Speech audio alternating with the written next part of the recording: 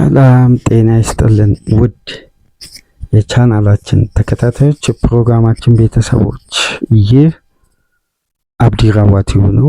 ፕሮግራማችንን ላይክ በማድረግ እንዲጀምሩ። ላይክ ስታደርጉ የዚህም ፕሮግራም ተደራሽነት ተደማጭነት ከፍ ስለሚያደርግ ላይክ ማድረጋችሁ እንዳትረሱ። ላይክ እንድታደርጉ በአክብሮት እየጋበዝን ይህንን ፕሮግራም ከሀገር ውጭ የምታደምጡ የቻናላችን ተከታታዮች በሱፐር ስቲከር፣ በሱፐር ቻት፣ በሱፐር ታንክስ ድጋፋችሁ ለዚህ ቻናል እንድታደርጉ ድጋፋችሁን ከዚህ ቻናል ጎን መሆናችሁን እንድታሳዩ በድጋፍ በኩል በአክብሮት እየጋበዝን አዲስ ከሆናችሁ ሰብስክራይብድ ማድረጋችሁንም እንዳትረሱ፣ በዛውም ላይክ እንድታደርጉ የአክብሮት ግብዣችን ነው። እስቲ የመጨረሻ ክፍል ፕሮግራማችን በሁሉም ጋዜጦች ትኩረት የሰጠው በሁለተኛ አርዕስትነት የተያዘው በጣም አሳዛኙ የሊቨርፑል ደጋፊዎችን በእጅጉ ያሳዘነ ከትናንት በስቲያ ምሽት ሊቨርፑል ካስተናገደው ሽንፈት ባልተናነሰ መልኩ የዘንድሮ የውድድር ዓመት ለሊቨርፑል ከፈረሙ ተጫዋቾች በፍጥነት መላመድ፣ በፍጥነት ሪያክት በማድረግ በፍጥነት የደጋፊው ልብ ውስጥ በመግባት አስደናቂ ሲዝን በግሉ እያሳለፈ የነበረው ሂጎ ኤኪቲኬ እንግዲህ በጣም ከባዱን ምናልባት በእግር ኳስ ከምናውቃቸው ጉዳቶች ውስጥ በጣም ጠንካራ ተብለው ወይም የእግር ኳስ ተጫዋቾች ባያስተናግዱ ብለን የምንመኘው የትኛውም ጉዳት ተጫዋች አያስተናግድ። ምክንያቱም የእነሱ ሜዳ ላይ ፐርፎርም ማድረግ እኛን ነው የሚያዝናናው። እነሱ ተጎድተው የኛ የመዝናናት ኳሊቲ ነው የሚቀንሰው። ስለዚህ የተጫዋቾች ጉዳት በየትኛውም መመዘኛ ፖዚቲቭ ሆኖ አያውቅም። ሁሌም የተጫዋች ጉዳት አስከፊ ነው፣ መጥፎ ነው፣ በጎ ጉዳይ የለውም። የኤኪቲኬ አይነት ተጫዋቾች ደግሞ ሲጎዱ በቡድን ውስጥ ተስፋ የሰጡ ተስፋን የጫሩ የነገውን ሊቨርፑል ደግሞ የበለጠ ደጋፊው በብዙ ተስፋ እንዲጠብቅ ካደረጉ ተጫዋቾች አንዱ የሆነው ከኢንትራ ፍራንክፈርት በ79.5 ሚሊዮን ፓውንድ ወደ 91.2 ሚሊዮን ዩሮ የወጣበት ምርጡ ሱፐርስታር እንግዲህ ከትናንት በስቲያ ምሽት ከፒኤስጂ ጋር በነበረው ጨዋታ ትልቁን ጅማት ከፍተኛ ጉዳት አስተናግዶ ተረከዞቹ አካባቢ ያሉ በጣም ረጅሙን ጅማት እንግዲህ ትልቁን የደም ስር ክፍል በከፍተኛ ሁኔታ ጉዳት አስተናግዶ ሂጎ ኤኪቲኬ ከ7 እስከ 9 ወር ማክሲመም 9 ወር ከሜዳ እንደሚርቅ ትናንትና ኦፊሻሊ ኮንፈርም ሆኗል። የሂጎ ኤኪቲኬ የጉዳት ሁኔታን እንዴት ሊከሰት ቻለ፣ ከበስተጀርባ ያሉ ተጨማሪ ሚስጥሮችም እንዳሉት አሁን ላይ ዘገባዎች ይዘው እየወጡ ነው። ይህን ጉዳይ እንግዲህ ሰፋ ያሉ ነጥቦችን እያንዳንዱን ጉዳይ አንስተን በዚህ ፕሮግራም እንወያያለን። ለሂጎ ኤኪቲኬ እንግዲህ በቶሎ አገግሞ ወደ ሜዳ ተመልሶ ቡድኑንም የእግር ኳሱን ቤተሰብ እንዲያዝናና ምኞታችንን እንገልጻለን። እንደነዚህ አይነት ጉዳቶች የትኛውም የተጫዋች ጉዳት በጣም አሳዛኝ ነው። ምክንያቱም ክለቡ ማገልገሉ ብቻ ሳይሆን በተቃራኒ የሚሰጡት እግር ኳሳዊ እርካታ በራሱ ትልቅ ክላስ ነው። ነገር ግን እንደነዚህ አይነት ወጣት ተጫዋቾች ገና 23 ዓመቱ ነው፣ ወደ ፕራይም ታይሙ የሚሸጋገርበት ወቅት ነው። ምርጡ የፈረንሳይ ብሔራዊ ቡድን ጄኔሬሽን አንዱ አካል ሆኖ ኤኪቲኬ እንግዲህ ራሱን በቶፕ ክላስ ኳሊቲ ያገኘበት ሲዝን ነው። በሊቨርፑል ቤት ትልቅ ኃላፊነቶችን የወሰደ ሊቨርፑል እንደ ቡድን ኤኪቲኬ ሜዳ ውስጥ እያለ 64.5 በመቶ ጨዋታዎችን ድል ያደረገ በቀልጣፋ ምላሹና በሜዳ ውስጥ በሚያደርገው ንቃት የተሞላው እንቅስቃሴ የደጋፊውን ቀልብ በተሎ በመሳብ እንግዲህ የፈርናንዶ ቶሬስን የቀድሞውን ሁኔታ እያስታወሰ እየዘከረ ለሊቨርፑል ደጋፊዎች ብዙ ሲሰጥ የነበረው ተጫዋች ከባዱን ጉዳት አስተናግዶ ከሜዳ እንግዲህ ለ9 ወራት ገደማ ለሕክምና ለቀዶ ጥገና ለሪከቨሪ ከሜዳ እንደሚርቅ ተረጋግጧል። ይሄ ጉዳት እንግዲህ በተጫዋቾች ዘንድ በቅርብ ዓመት የማንም መሰላችሁ የምናስታውሰው ኪፔምቤን ይሄ ጉዳት ካስተናገዱ በቅርብ ዓመት ተጫዋቾች መካከል ኪፔምቤን እናስታውሳለን። ኪፔምቤ በዚህ ጉዳት ምክንያት እንደውም ተክለሰውነቱ ግዙፍ መሆኑን ተከትሎ ኪፔምቤ ለተጨማሪ 14 ወራት ነው ከሜዳ የራቀው። የሪከቨሪው ጊዜ እንዲጨምር ተደርጎ ነው ይሄ ተጫዋች ከሜዳ ለረጅም ጊዜ መራቅ የቻለው። ስለዚህ የኤኬቲኬ ከ7 እስከ 9 ወር ድረስ ከሜዳ ይርቃል። ምን አይነት አሰቃቂና ከባድ ጉዳት እንደሆነ የተመለከትንበት ነው። ነገር ግን ይሄ ተጫዋች እንዴት ይሄን አንቸልስ ቲር ቴንዳን የሚባለውን ጉዳት ሊያስተናግድ ቻለ? ከባድ ጉዳት ነው። ይህን ጉዳት ግን የሚያስተናግዱ ተጫዋቾች ከምን መነሻ ነው? በነገራችን ላይ በሊቨርፑል ቤት የሕክምና ማዕከል አንድ ሳይንቲስት አለ፣ ሲሞን ባርዲሽ ይባላል። ሲሞን ባርዲሽ ደግሞ እንደምታውቁት በሊቨርፑል ቤት በ2014 ነበር በማይክል ኤድዋርድ ተመልምሎ የሕክምና ሳይንቲስት ነው። በጣም የተጫዋቾች ጉዳት ላይ ከፍተኛ ሪሰርቾችን በመስራት እንዲሁም ምን በቅርብ ዓመት ውስጥ አንድ ጥናታዊ ጽሑፍ እሱ ያቀረበውን የእንግሊዝ ክለቦች እየተጠቀሙ አንድን ጉዳይ መፍትሄ እንዳበጁለት ሁላ ይነገራል። በኤሲኤል ጉዳት ምክንያት የተጫዋቾችን ሪከቨሪ ተክለሰውነታቸው እንዳይጨምር፣ የሪከቨሪው ጊዜ እንዲያጥር፣ አንድ ሙሉ ሲዝን እንዳያመልጣቸው ለማድረግ የሚደረገው ስቴጅን ይሄ ሳይንቲስት ባቀረበው ጥናታዊ ጽሑፍ ምክንያት ያን ጉዳትንም መቆጣጠር ተችሏል። ቢያንስ ይህን ጉዳት መነሻ ባይታወቅ እንኳን ከጉዳቱ በኋላ ያሉትን የሪከቨሪ ጊዜ በጣም ያቀላል ተብሎ ብዙ ሲወደስ የነበረ ሳይንቲስት ነው።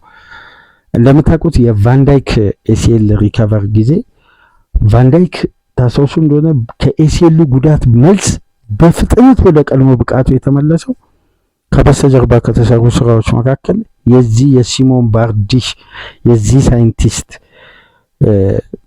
የተጫዋቹን ሰርጀሪ ከተጠናቀቀ በኋላ በአስተማማኝ መልኩ ሪከቨር እንዲያደርግ የተደረገበት የጊዜ ስኬጁልድ እና አንዳንድ ጉዳዮች አስተማማኝ ነበሩ።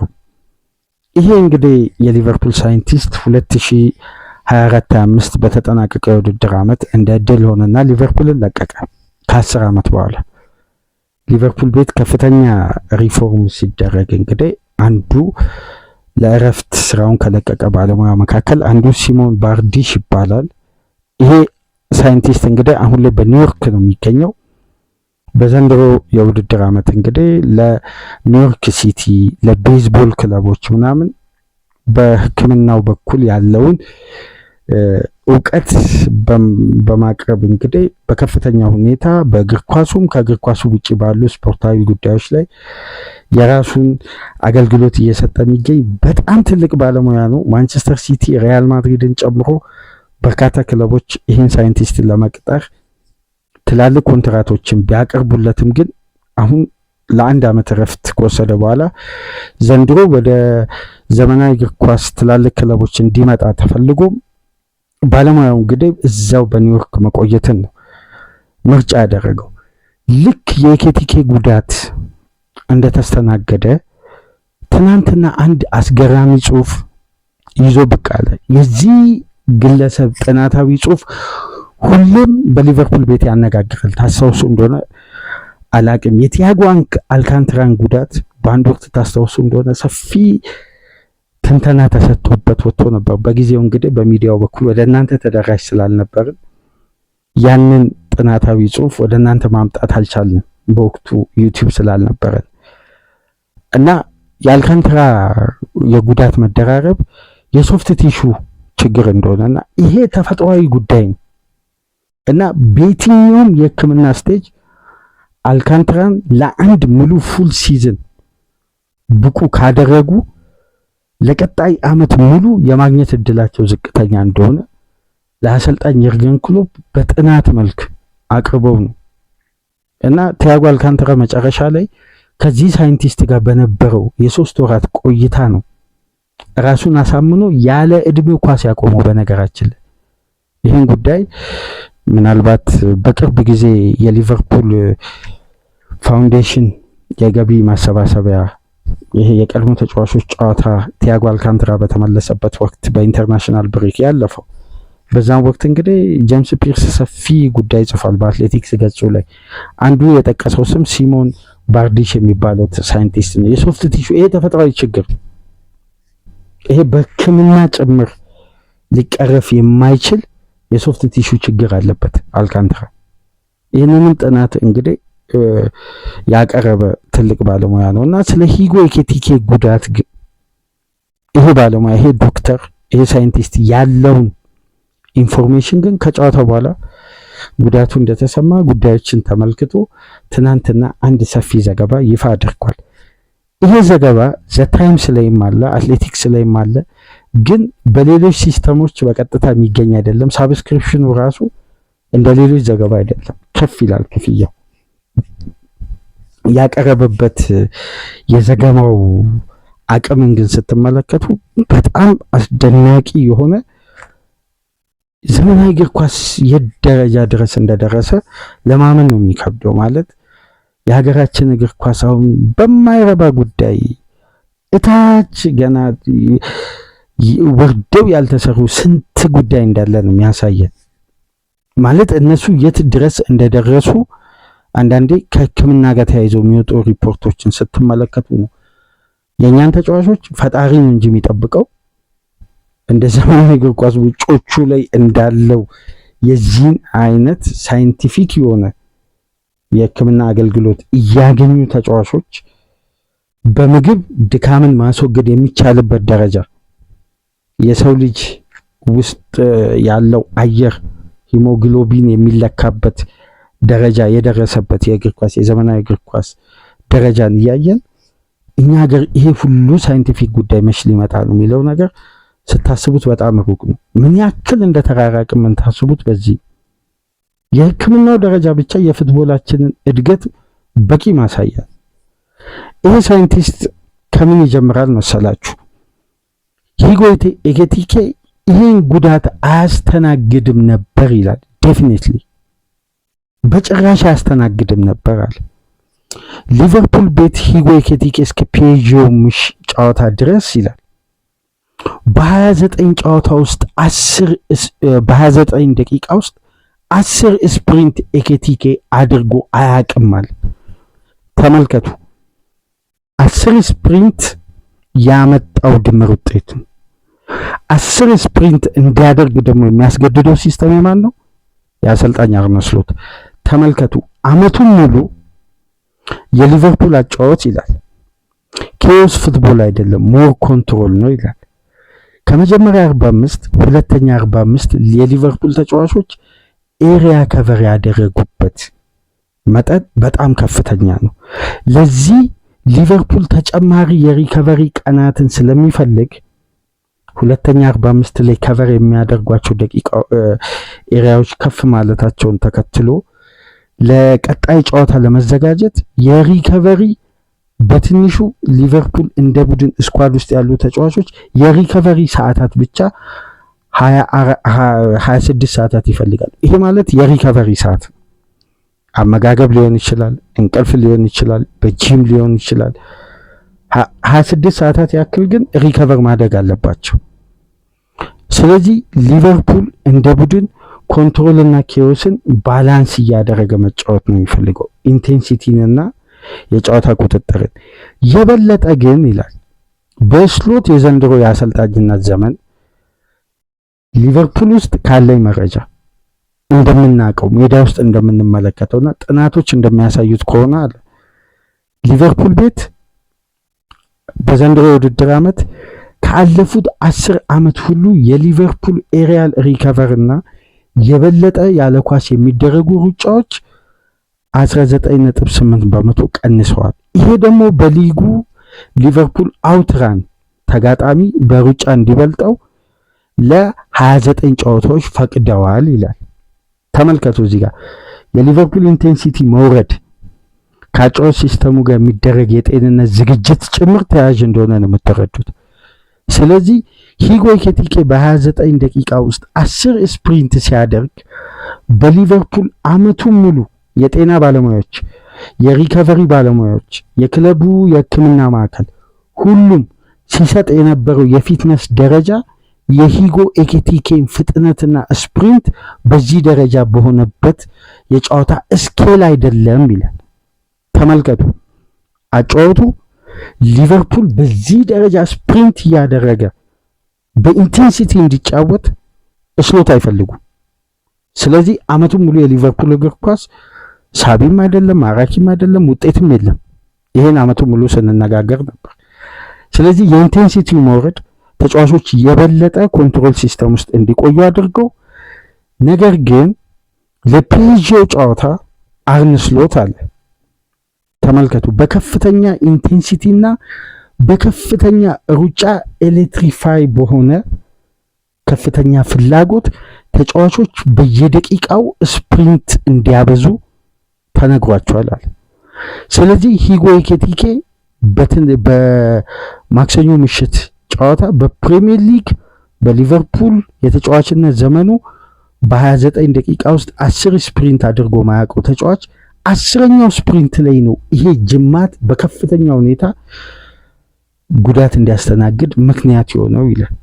ለማረጋገጫነት ብሎ አክሽኖችን ያስቀምጥና የሎድ ማኔጅመንት ኤኪቲኬ ላይ ከፉልሃም ጋር የወሰዱበት ዋነኛ ምክንያት ለዚህ ጨዋታ ከፍተኛ ኢንቴንሲቲ እና ስፕሪንት ለማድረግ ስሎት ስላሰቡ የበለጠ በክለቡ ደግሞ በስፕሪንት ግንባር ቀደም ሆኖ የተቀመጠውን ተጫዋች 90 ደቂቃ አላጫወቱትም ማለት። ተመልከቱ፣ አሁን አጫወት አንዳንዴ እንደነዚህ አይነት ጉዳዮች በዚህ አይነት ጥናታዊ ጽሑፍ ካልቀረበ በደፈናው እንደዛ ቢባል ማንም ሰው ሊቀበል አይችልም።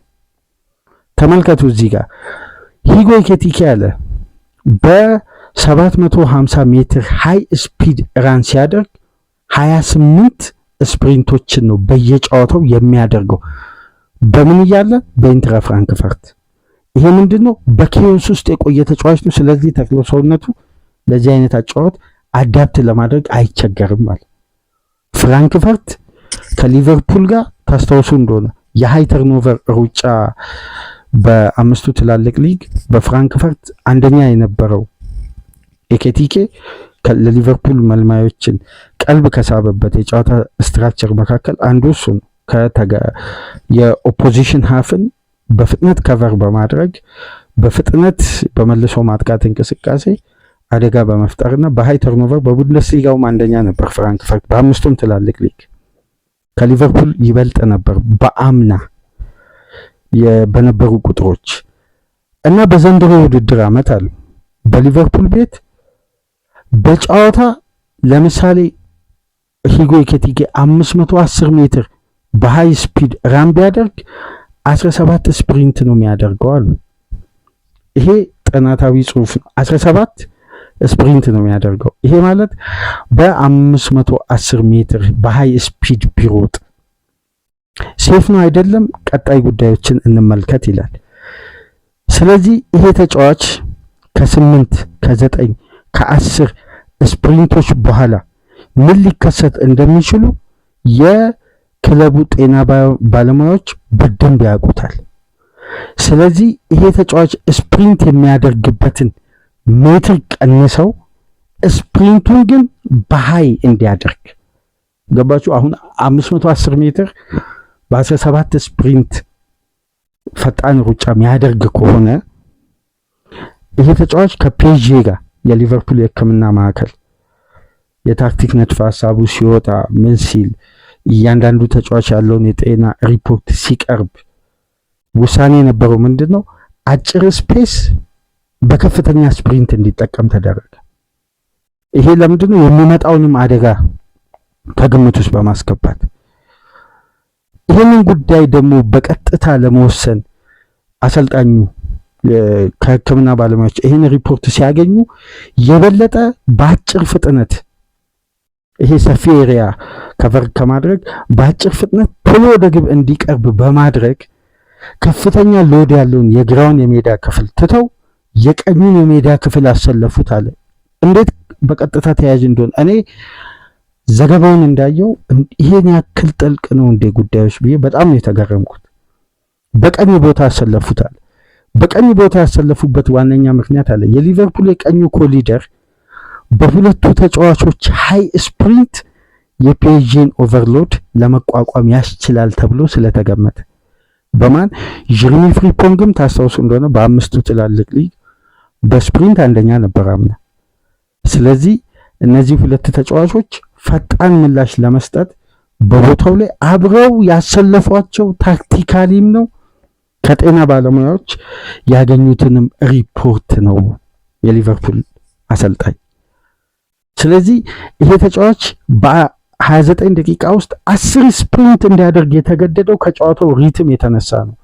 ሊቨርፑል በዘንድሮ ሲዝን ተጫዋቾችን ከጨዋታ ጨዋታ ሲያዘጋጅ የነበረበት የፊትነስ ደረጃን ባልተመጣጠነ የጨዋታ ስታይል ለዛ ጨዋታ ተብለው ተጫዋቾች ኦቨር ስፕሪንት እንዲያደርጉና ከፍተኛ ኢንቴንሲቲ እንዲጠቀሙ ተደርገዋል። ይህ ጥናታዊ ጽሑፍ ነው እንግዲህ። ከዛም በኋላ ሂጎ ኤኬቲኬ ጅማቱ ላይ ከፍተኛ ጉዳት ለማስተናገድ የተገደደው በዚህ ምክንያት ነው። ታዲያ አለ ተጫዋቹ በመሮጥ ላይ ያለ አይደለም እኮ የተጎዳው ይላል እዛ ጋር ስፕሪንት ሊያደርግ ሲል ነው ጅማቱ የተበጠ።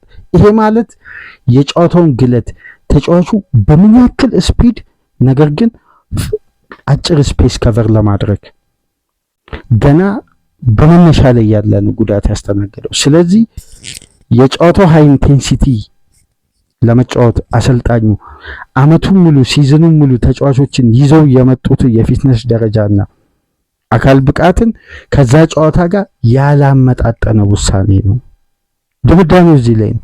ስለዚህ እንደ ባለሙያ ይሄ ሪሰርች የቀረበበት ሁኔታ እንግዲህ ብዙ እያነጋገረ ነው።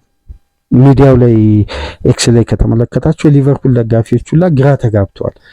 በዚህ ደረጃ ሪስክን ስሎት ይሄን ጨዋታ ለማለፍ በእርግጥ ይሄ ሊፈጠር የሚችለው ሆን ተብሎ በሚወሰኑ በእንዲህ አይነት ውሳኔዎች ሳይሆን አጋጣሚ ነው።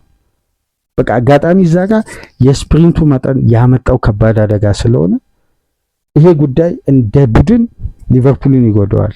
ግን አመቱን ሙሉ የሊቨርፑል ፊዚዮቴራፒስቶችም ሆኑ የፊትነስ አሰሪዎች ሲዘጋጁበት የነበረው የተጫዋቾችን አካል ብቃት የማብቃት ደረጃ እንደ የርገን ክሎፕ በሃይ ኢንቴንሲቲ የተገነባ አይደለም።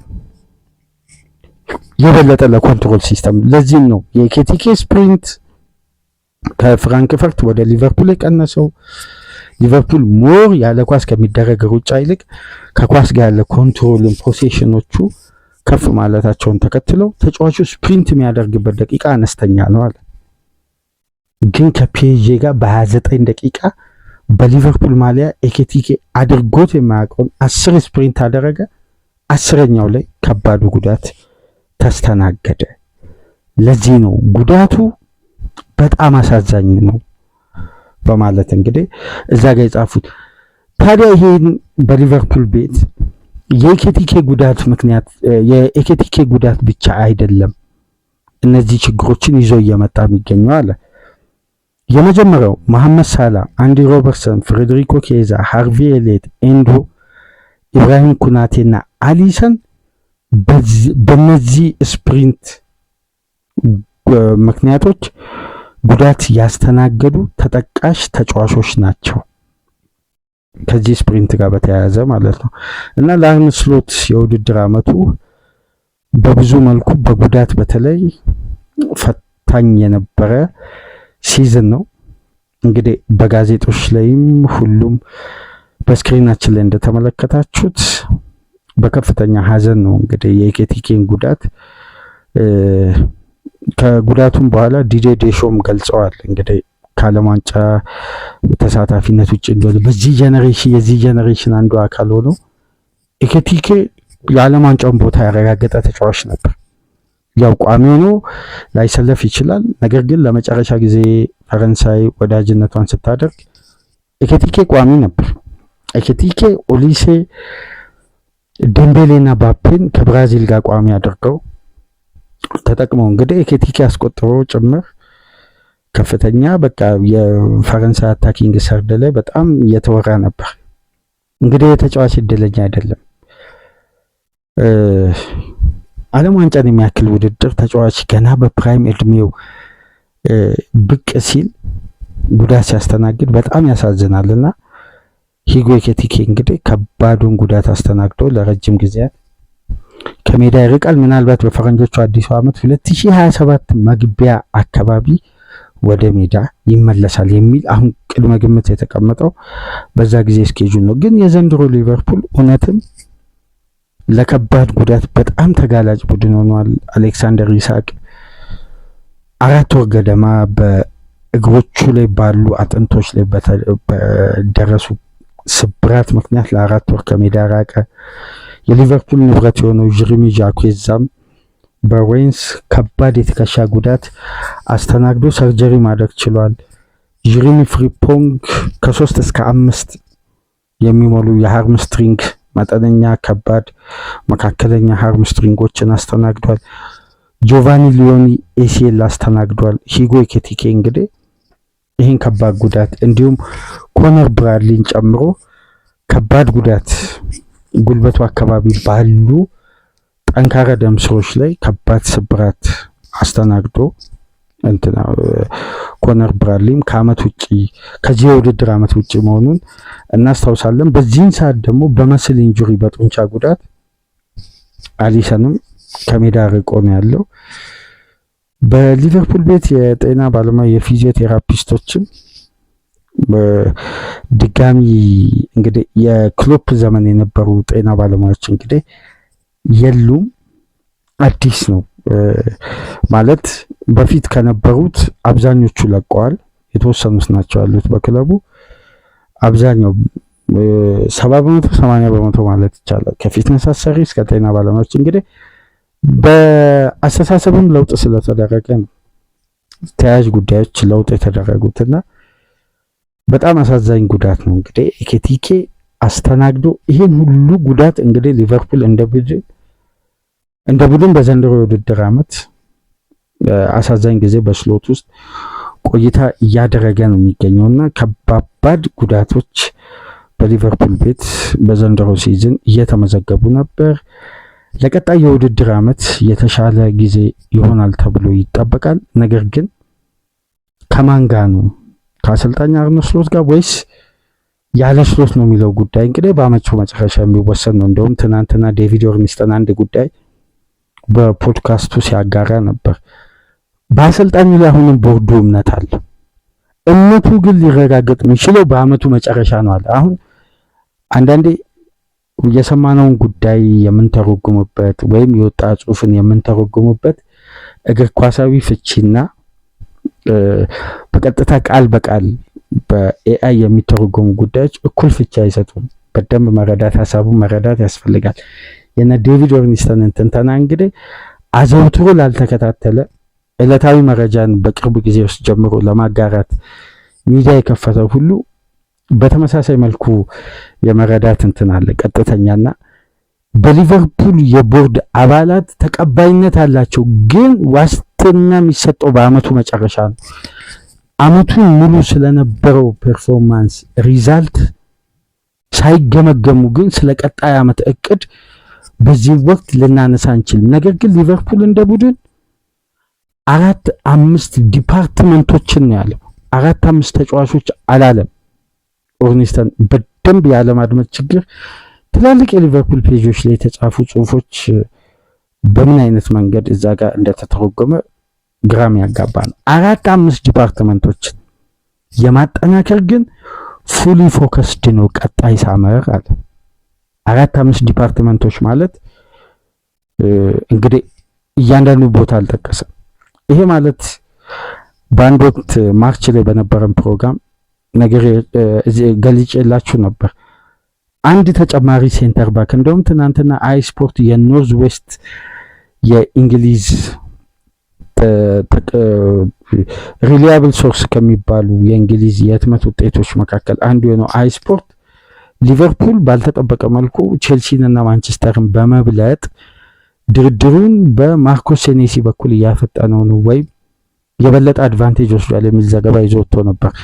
ኖርዝ ዌስት ሚዲያ ነው እና በጣም ለኖርዝ እንግሊዝ ክለቦች በጣም ቅርብ የሆነ ሚዲያ ነው እና በፒተር ሃል አማካኝነት ነው የተዘገበው። ይሄ ማለት የመጀመሪያ የአሌክሳንደር ኢሳቅን ዝውውር በኒውካስል ቤት በጭራሽ ሊቆይ እንደማይችል መጀመሪያ ቦምብሼል የለቀቀውና ከለቀቀ ኢሳቅ አለ መዳረሻው የትም አይሆንም ብሎ ገና ጁላይ መጀመሪያ አካባቢ የገለጸው ይሄ ዘጋቢ ማለት ነው። እና እሱ እንደሚለው ከሆነ ማርኮስ ሴኔሲ በነፃ የዝውውር ሂሳብ ወደ አንፊልድ ይዘዋወራል።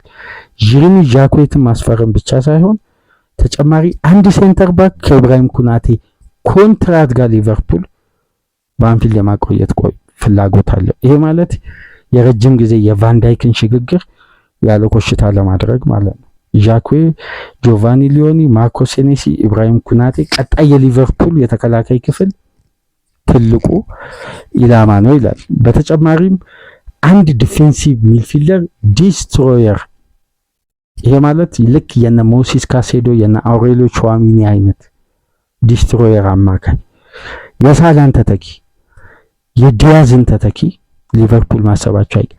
አሁን የበለጠ የኬቲኬ መጎዳት አለ ኦርኒስተንን በደም ካደመጣችሁ የፊት መስመር የተጫዋቾችን ፊርማ አንድ ከሆነ ወደ ሁለት ከሆነ ወደ 3 የማሳደጉ እድል የማይቀር ነው አለ። ስለዚህ አንዴ በማርች ነግሬያቸዋለሁ። አንድ ሴንተር ባክ፣ አንድ ዲፌንሲቭ ሚድፊልደር፣ ይሄ አማካይ ክፍል እንዳለ ሆኖ ማካሊስተር የሚለቅ ከሆነ ግን 2 አማካይ፣ ነገር ግን በፊት መስመር በኩል 2ም 3ም ሊፈርም ይችላል። ነገር ግን ሊቨርፑል እንደ ፕላን እነዚህ ጉዳዮችን ይዘዋል። ከአሰልጣኙ ጋር ነው ያለ አሰልጣኙ ነው በአመቱ መጨረሻ ነው ዋስትና ሊሰጠን የሚችለው። ለኔ ግን አሁን ለአንፊልድ ቅርብ የሆኑ ምንጮች እንደሚነግሩኝ ከሆነ አሰልጣኙ በኃላፊዎቹ ዘንድ ተቀባይነት አላቸው፣ ግን የተረጋገጠ ጉዳይ የለም። ዋስትና የሚሰጠው በአመቱ መጨረሻ ነው ስለቆይታቸው። ይሄን እየደጋገመ ነው የሚያነሳው። ዋነኛ ምክንያት ምን መሰላችሁ?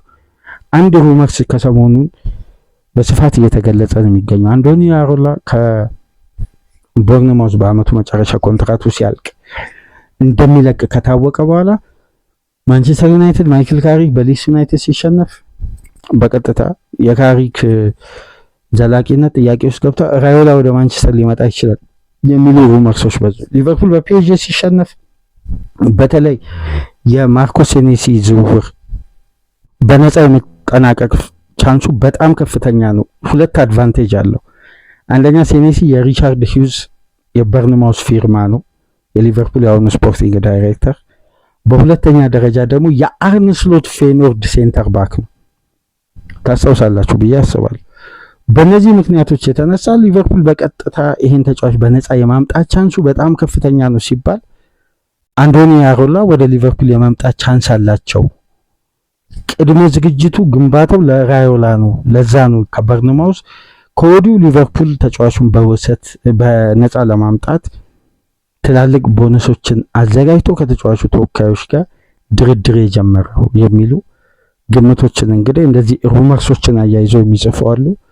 ስለዚህ በአመቱ መጨረሻ ውሳኔ እስከሚተላለፍ መጠበቁ ነው የተሻለ። አሁን ግምቶች ናቸው። ነገር ግን የሴኔሲ የዝውውር ሂደት ለሊቨርፑል በጣም አድቫንቴጅን በርም የከፈተ ይመስላል። እንደኔ ግምት ግን አሁን ላይ በሚወጡ ዘገባዎች ስመለከት የጎርደን የፍራንሲስኮ ኮንሲሳው እና የሴኔሲ ጉዳይ 3ቱ ተጫዋቾች መዳረሻቸው አንፊልድ ይመስለኛል። አንቶኒ ጎርደን፣ ፍራንሲስኮ ኮንሲሳው የጁቬንቱሱ። ምክንያቱም ኢኮኖሚካል ቢዝነስ የሚባለው የሊቨርፑል ስትራቴጂ አለ አይደል? ከፍተኛ ገንዘብ ሳያወጡ ጥራት ያለውን ተጫዋች በኳሊቲ ደረጃ በሊቨርፑል አልጎሪዝም ተሰርቶ ለቦታው ፐርፌክት ይሆናል ተብሎ የሚታመንበት ተጫዋቾች ላይ እንደ ሊቨርፑል ሪያክት እንደሚያደርግ ታውቃላችሁ። እንግዲህ ይሄ ከዚህ በፊት ማኔን ያስፈረሙበት ሳላን፣ ፈርሚኒዮን ሊቨርፑል ለነዛ ወርልድ ክላስ ተጫዋቾች ከፍተኛ ገንዘብ አላወጣም። ሳላና ማኔ መካከል ራሱ ያለው ልዩነት እኮ 3 ነው 4 ሚሊዮን ፓውንድ ነው። ሊቨርፑል ለሁለቱ ተጫዋቾች 40 ሚሊዮን ፓውንድ አላወጣም። 36 እና 35 ሚሊዮን ፓውንድ ነው ያወጣው። ስለዚህ ይሄ ኢኮኖሚካል ስትራቴጂ የምትባለዋን ነገር ሊጠቀሙ የሚችሉበት መንገድ በአብዛኛው አሁን ለያኒ ዲያሞንዴ ለ19 ዓመት ተጫዋች 80 ሚሊዮን ፓውንድ ከመክፈል ይልቅ ለፍራንሲስኮ ኮንሲሳኦ እየበቃ ለመጣ ለ23 ዓመት ያውም በብዙ ራንኪንጎች ወይም በሊቨርፑል አልጎሪዝም አሰራር በጣም ቅድሚያ የሚሰጠው ተጫዋች በጣም የሊቨርፑል ስካውቲንግ ሪፖርት በአብዛኛው ግሬድ ለሳላ ተተኪነት ቅድሚያ ሊሰጠው የሚችለው ተጫዋች። ስለዚህ እንደነዚህ አይነት አድቫንቴጆችን በገበያ ላይ አግኝተው አልፉም ብዬ ነው አስበው ከቀድሞ አሰራራቸው ስንረዳ። የአንቶኒ ጎርደን ጉዳይ እኔ ጊዜ ጉዳይ ነው የሚመስለኝ። ምክንያቱም አንደኛ የለየለት የሊቨርፑል ደጋፊ ነው። የሊቨርፑል የትሬኒንግ ማዕከል የሊቨርፑል እንትን ነው ከሊቨርፑል ማህፀን የወጣ ነው የሚባለው እና እድሜ ለብሬንዳን ሮጀርስ እና ለኮቺንግ ስታፋቸው አንቶኒ ጎርደንን የቀነሱት እነሱ ናቸው። እና አንድ ቀን ወደ መርሲሳይዱ ክለብ የመመለሱን ሁሉም በተደጋጋሚ ያወራል። ሊቨርፑል ቀርቦለት እንግዲህ የማስፈረም አድቫንቴጁን ተጠቅሞ ሊያስፈርም ከጫፍ ደርሶ የሕክምና ምርመራ በሎጂክ እየተደረገ ኒውካስል ዝውውሩን እንዳቋረጠ ታስታውሳላችሁ 2024-25። ስለዚህ የጎርደን ጉዳይና የፍራንሲስኮ ኮንሲሳኦ ጉዳይ በፊት መስመር በኩል ምናልባት ከኤኬቲኬ ጉዳት ጋር ሊቨርፑል ቨርሳታይል የሆነ አታኪንግ ሳይድ ይፈልጋል የሚለው ዘገባ መብዛቱን ተከትሎ ሞርጋን ሮጀርስ ላይ ሲሪየስ ሊሆን ይችላል። በተረፈ ግን ማርኮ ሴኔሲ ሊቨርፑሎች በእንደዚህ አይነት አድቫንቴጅ ላይ እንግዲህ ቀልጣፋ ውሳኔ ይኖራቸዋል ተብሎ ነው የሚታሰበውና የሴኔሲን ጉዳይ ግን የአንቶኒ ጎርደን የፍራንሲስኮ ኮንሲሳኦን ጉዳይ አስምሩበት። ጎርደን ግን ከሰሞኑን ባየር ሙኒክ 70 ሚሊዮን ፓውንድ ይዞ መጥቶ ሲሪየስ ሆኗል። ከ65 እስከ 70 ሚሊዮን ፓውንድ ግን ጎርደን የቋሚነት ዋስትና ያለበት ቦታ ነው መሄድ የሚፈልገው። ከዲያዝ ጋር ገና ኮምፒት ለማድረግ ባየር ሙኒክ ከቤንች ላይ ተነስቶ ጎርደን ይሄዳል የሚል እምነት የለኝም በግሌ። ባይሆን እንግሊዝ የመቆየት ቻንሱ ከፍተኛ ነው። የበለጠ ወደ ቀድሞ ቤቱ ወደ መርሲሳይድ መምጣቱ የሚቀር አይመስለኝም። ለማንኛውም ከተመቻችሁ ላይክ አድርጉ። ላይክ ስታደርጉ የዚህም ፕሮግራም ተደራሽነት ተደማጭነት ከፍ ያደርጋል። ላይክ አድርጉ። አዲስ ከሆናችሁ ሰብስክራይብ። ይህንን ፕሮግራም ከሀገር ውጭ የምታደምጡ በሱፐር ስቲከር፣ በሱፐር ቻት፣ በሱፐር ታንክስ ድጋፍ አድርጉ። ምናልባት መረጃውን ዲቴል መመልከት ከፈለጋችሁ በተለይ ከሀገር ውጭ ያላችሁ ሲሞን ባዲሽ የሚባል የኤክስ ቻናል ገብታችሁ ሳብስክሪፕሽኑን ፈጽማችሁ ወደ 6 ፔጅ ነው 7 ፔጅ መረጃውን ዲቴል እዛ ላይ ማግኘት ትችላላችሁ። ሲሞን ባርዲሽ ይባላል እና ከዛ ላይ የተገኘውን ዘገባ እንግዲህ በሂጎ ኤኬቲኬ ጉዳት ዙሪያ ያለው እውነታው ይህን ይመስላል። በሌሎች ፕሮግራሞች አርብ ንጋት እስከምንገናኝ ድረስ ሰላም ቆዩ።